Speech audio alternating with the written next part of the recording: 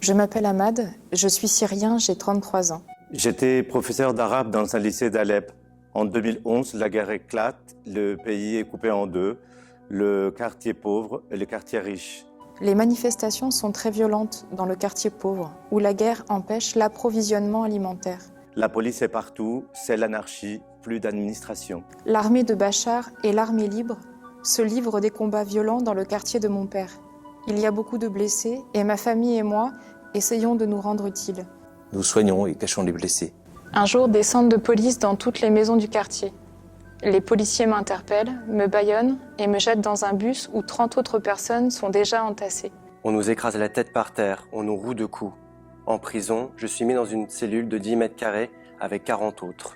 Nous dormons par groupe de 10, par rotation, vu l'absence d'espace pour nous allonger. Je subis des interrogatoires bien rodés 2 fois par semaine. On veut me faire avouer, dénoncer des soi-disant complices. On me suspend parfois par la tête et les pieds. Le plus terrible, c'est quand ils font venir un autre prisonnier et le torturent devant moi. C'est insupportable d'être comme devant un miroir, de se voir violenté et impuissant. Ils font cela pour que la terreur nous reste dans le sang. Pour qu'à la sortie, nous racontions cela et que tout le monde vive sous la peur et se taise. Toute ma première année de réfugié, j'ai fait des cauchemars toutes les nuits. Après 3 mois dans cet enfer, un jour, on me libère. Je ne sais pas pourquoi.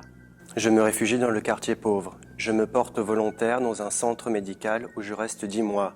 Je me marie. Les bombardements s'intensifient, nous vivons dans les ruines. Le chaos, les qui-vive. Quand ma femme tombe enceinte, cela devient très dur, elle est faible et terrorisée.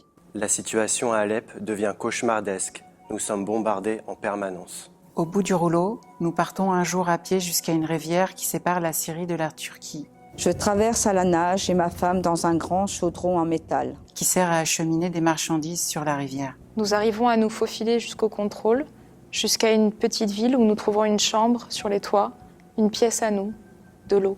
Ma fille Hajar naît avec un problème respiratoire qui nous inquiète. Je communique par Internet avec un ami dentiste réfugié en France qui me conseille de venir, de choisir une petite ville. Avec son aide, nous achetons des billets d'avion. C'est ainsi que je suis arrivée à Caen avec ma femme et ma fille il y a 2 ans. J'ai obtenu un permis de séjour de 10 ans, le RSA. Ma famille va bien, nous avons petit à petit réappris à vivre. Je m'accroche surtout à l'apprentissage du français pour pouvoir suivre une formation utile ici. Retourner en Syrie? Non. Il ne nous reste que de la souffrance. C'est trop dur. Le pays est détruit pour longtemps.